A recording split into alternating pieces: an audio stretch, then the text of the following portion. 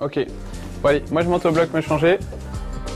Avant chaque opération chirurgicale, Charlie se conditionne mentalement. Le danger pour la vie de chaque animal est permanent. C'est le moment où en fait dans la tête, on revoit la chirurgie et on essaye d'anticiper un petit peu ce qui va se passer, de se préparer à toutes les éventualités, à toutes les complications possibles. Donc c'est un peu comme quand un sportif se met dans les starting blocks ou est dans le vestiaire avant un match. Donc c'est un moment de concentration et c'est vrai que c'est un moment qui est important. Avec son bandana rouge, Charlie entre en scène. Il n'y a plus de chariot nulle part? Non. Qui a mangé tous les chariots? Passage à la salle du matériel stérile, Charlie a besoin d'une colonne d'endoscopie, d'une optique, d'une caméra et des instruments nécessaires pour l'opération de la tortue. Voilà, on est prêt maintenant.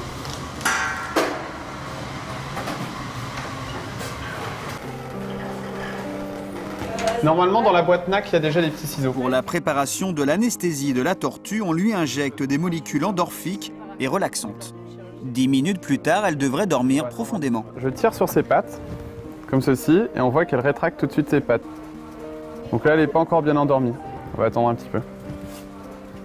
On peut la laisser sur le chaud, en fait, d'ailleurs. Au moment où elle va respirer, tu vas voir sa trachée s'ouvrir. Dans la sonde, le vétérinaire injecte de l'isoflurane, un cocktail de molécules anesthésiantes. Au bloc, un élève assurera la surveillance. Ouais, mets de l'iso sur 3.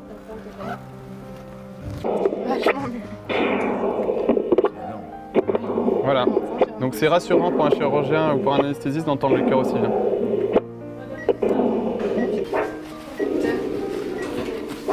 Pour les étudiants, c'est une première. Ils vont découvrir l'intérieur du corps d'une tortue grâce à la caméra intégrée. Donc je fais une incision d'abord cutanée. Alors, petite tortue, livre-moi tes secrets. J'aime bien la cavité cellulaire qui est ici. C'est donc le foie. On a réussi à avoir, donc maintenant il va falloir réussir à le biopsier. Le foie de la tortue a une apparence visuelle anormale. Au lieu d'être correctement rosé, il montre des taches jaunes et sombres. Alors là, on est passé à travers la membrane, on voit beaucoup mieux du coup. Et on voit que le foie est vraiment d'aspect totalement anormal. Charlie doit maintenant extraire un bout du foie pour l'analyser. Voilà, alors là j'en ai attrapé un bout. Je vais le mettre sur un coton-tige. Okay. La tortue souffre depuis de longues années d'insuffisance en eau. Son foie a été atteint, c'est ce que révèle l'endoscopie. Il s'agit peut-être d'une inflammation, d'un dépôt anormal de lipides. L'analyse des cellules par le labo informera les étudiants. La vie de l'animal n'est pas en danger. Son réveil d'anesthésie se déroule correctement. T'as besoin d'un coup de main? Bah non.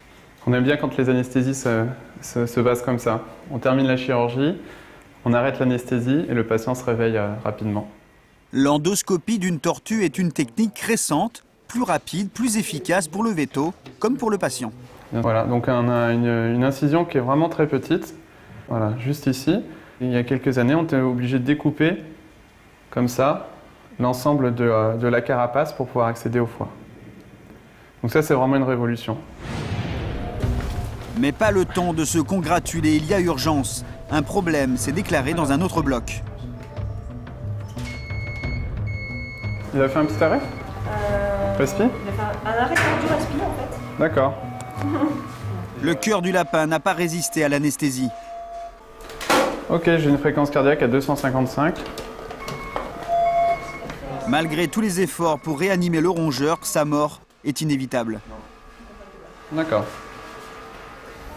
Ce n'est pas le rôle de Charlie de s'apitoyer sur la mort de l'animal, il est trop tard. On essaye d'avoir le plus de monitoring, c'est-à-dire de vérifier sa fréquence cardiaque en direct, d'avoir un animal qui est intubé, c'est-à-dire une sonde dans la trachée pour pouvoir le ventiler si jamais il s'arrête, d'avoir un cathéter intraveineux pour pouvoir injecter en intraveineux des molécules d'urgence si nécessaire.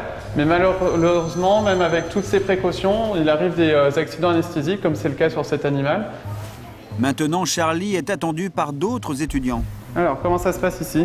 C'est terminé, on va faire les points cutanés. Parfait. La masse est là. Alors, ce qu'on va faire en plus... Après la matinée consacrée aux opérations, un passage par son bureau, Charlie s'occupera des consultations de l'école. Non, non, non, non, non, non, non. T'es chouchounette. Ça va... Il va y avoir un hématome. Puis, il s'accordera une pause déjeuner, sandwich. Là, il est 19h, je prends mon déjeuner, parce que j'ai pas eu le temps de manger ce midi. Donc j'ai voulu faire quand même une pause avant d'attaquer la dernière chirurgie.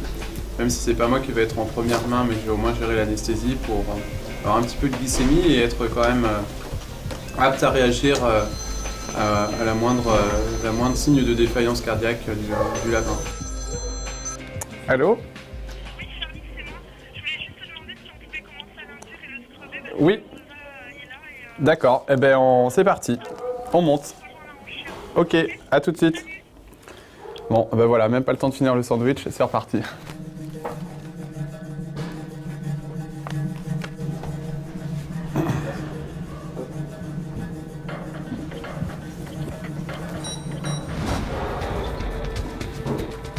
Pour Michael, les urgences continuent. Nouvel appel. Un chien de 4 ans a été mordu par un renard. Son museau saigne. Le propriétaire s'impatiente et s'inquiète pour son animal. Bonjour. Donc, il s'est fait mordre. Je sais pas. Non, je sais pas du Ah, tout. Il est parti courir comme tous les jours, quoi. Mais on va monter là. Attendez. On va monter. Il a quel âge ce chien? 4 ans. Oui, il saigne encore. Allez, viens. Comment il s'appelle? Caruso. Ça sortait le sang comme ça. Ça giclait? Ça giclait là. C'est parce Et qu'il sur le côté, je sais pas. y a sûrement une petite artère qui a pété, Ouais. qui a été touchée. Ok. Je veux bien qu'on se mette à l'intérieur. Ce sera peut-être plus pratique. Plus de peur que de mal. Les morsures ne sont pas profondes, juste cutanées. Michael décide de ne pas recoudre les plaies. Bouge pas, bouge pas. Bouge pas, Mettez-vous devant lui.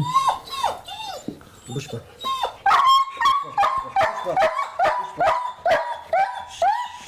Bon, en même temps, là, je lui fais vraiment pas mal. Hein. Non, mais je vous l'avais dit, hein, il est. C'est une chochotte. Ouais. J'ai rien fait. Hein. Vous voyez, j'ai pas piqué, j'ai rien fait pour l'instant.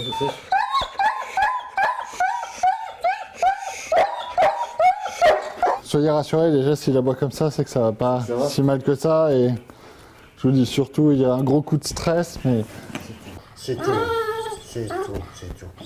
j'y vais tout doucement en plus. Là, je lui fais vraiment pas mal. C'est tout. En fait, c'est pas du tout la douleur qui le fait aboyer, parce que là, ça doit piquer maintenant. Donc c'est maintenant qu'il faut aboyer. Mais vous voyez, il aboie plus. C'est la peur. C'est la peur, c'est le stress, le fait qu'il ne veuille pas qu'on le touche, qu'on le manipule. Voilà, il faut bien laisser en contact en appuyant un petit peu. Parce que ça, vous aurez à le refaire. Il faudra le faire 3 fois par jour. Allez, on y va, c'est rien.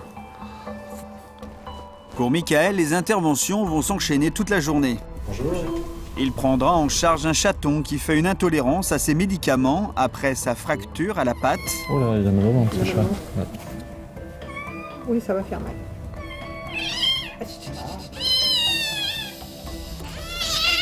Ouais, lâchez. S'il se laisse pas faire, c'est qu'il va pas si mal que ça. Voilà, il faut voir les choses positives.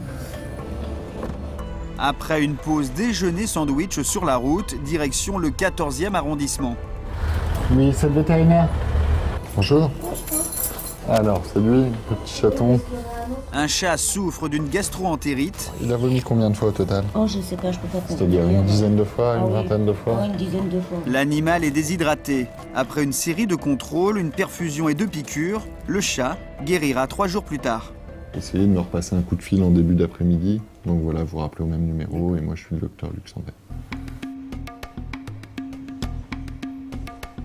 Au total, le docteur consultera une dizaine de patients, dont le chien d'un célèbre comédien, à l'affiche d'un théâtre parisien. Ça arrive de temps en temps, voilà, dans des lieux un peu insolites. Ça peut être des théâtres, des salles de concert, des lieux publics divers et variés. Sa journée de 10 heures se termine au centre d'appel, devant son ordinateur. Donc là, je tape des petits comptes rendus qu'on va envoyer au vétérinaire qui suit habituellement l'animal. Comme ça, il sera tenu informé de ce qui s'est passé. Il aura toutes les informations par mail, voilà, instantanément. Et pour le suivi, il saura quel traitement a été mis en place et il pourra faire les examens qu'il faut par la suite.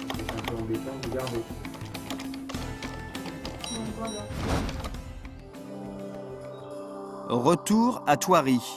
Alors que les ours évoluent dans un enclos qui leur est réservé, depuis 3 mois, Buffalo est consigné à l'isolement. Il est en convalescence après avoir été opéré en urgence du pied. Eric pour Antoine. Je t'écoute. Ouais, tu peux venir au bâtiment des Lions, là, ce sera bon pour Buffalo d'ici 5 minutes. Ok, je vais arriver. On l'a découvert avec sa boiterie. Il y avait une perforation sous le pied, donc de l'autre côté par rapport à la photo. Et en fait, ici, en face dorsale du pied, il y avait une peau, mais qui était une peau nécrosée. Donc il laissait présager qu'il y avait une plaie et une infection en dessous. Donc on a retiré la peau et c'est quand on a retiré la peau qu'on est tombé un peu sur une plaie de cet aspect-là. Honnêtement, j'étais pas sûr du tout qu'on allait pouvoir ne pas amputer l'ensemble du pied.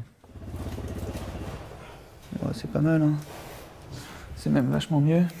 Grâce à Antoine, l'ours Buffalo a échappé à l'amputation de son pied et vraisemblablement à une mort annoncée. Buffalo ronfle. C'est une habitude. C'est un ours ronfleur. Bien. Ouais, c'est pas mal, hein. Il n'y a quasiment plus rien à faire. La cicatrisation est bonne, ça a juste fait un petit bourrelet ici. Mais les marges de la plaie se sont rejointes ici. Il reste 2 petits îlots encore qui ne sont pas cicatrisés, mais c'est rien du tout par rapport à ce que c'était. On a gagné la bataille.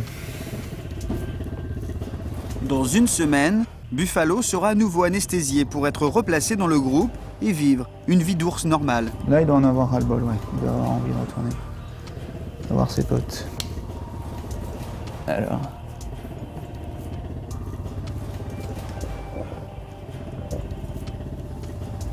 Okay. Mission accomplie. Tout s'est passé comme on le voulait. Il reste à surveiller le réveil quand même. De l'anesthésie. On va dire mission presque accomplie.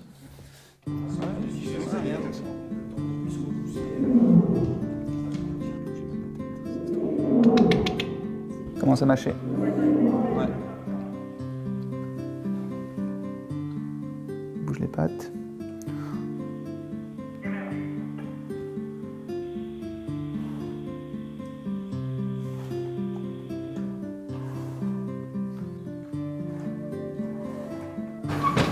Tac. Tout va bien. Le réveil se passe bien. Il n'y a pas de souci. Antoine est responsable de l'élaboration des rations alimentaires et des thérapies nutritionnelles de l'ensemble des animaux du parc de Thoiry. Mon petit Sean. Allez, Sean, pousse-toi. Allez. Chaque année, le vétérinaire commande 160 tonnes de foin, 40 tonnes de viande et de fruits, 8 tonnes de poissons. Les médicaments administrés aux animaux sauvages sont dissimulés dans leur nourriture. Il y a quelques jours, Buffalo a rejoint ses congénères.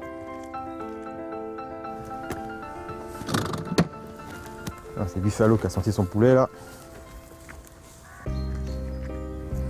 Buffalo restera sous antibiotiques pendant quelques semaines et sous surveillance d'Antoine, son vétérinaire.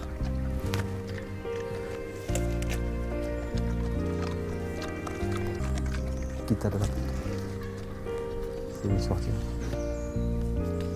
Pour Antoine, la principale motivation pour devenir un jour docteur vétérinaire, c'est l'amour des animaux. Moi, ce que j'aime bien, c'est le rapport que j'ai avec un animal sauvage, qui je trouve plus sain qu'avec un animal domestique. Enfin, pour moi, les choses sont claires et bien en place.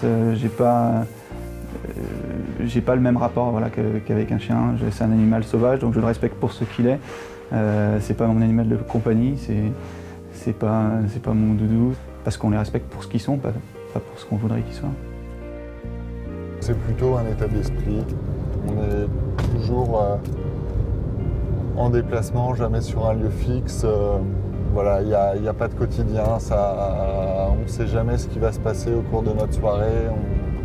On sait quand on part, mais on ne sait pas quand on revient et ce qui va nous arriver. Même une anesthésie, on a l'impression que c'est toujours la même chose. Une chirurgie, c'est toujours la même technique. Il faut toujours s'adapter. Il faut toujours changer sa technique, être prêt à réagir au moindre moment.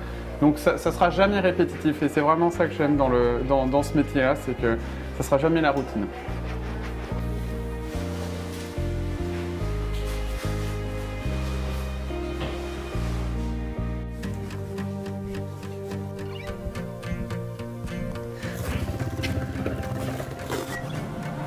Enfin, après, je pense ma vaginale, mais je...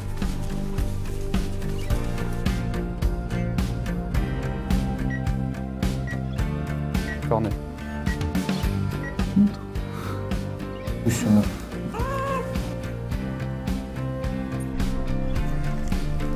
La bonne?